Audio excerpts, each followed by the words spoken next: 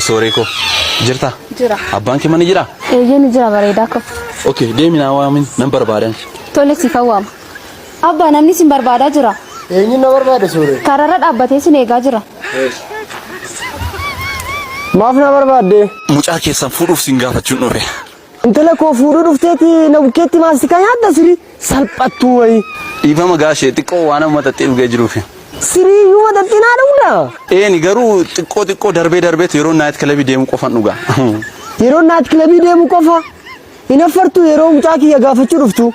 Mana hidhaatee gambeen dhuguu eegalee malee dura maxxeen dhugu ture.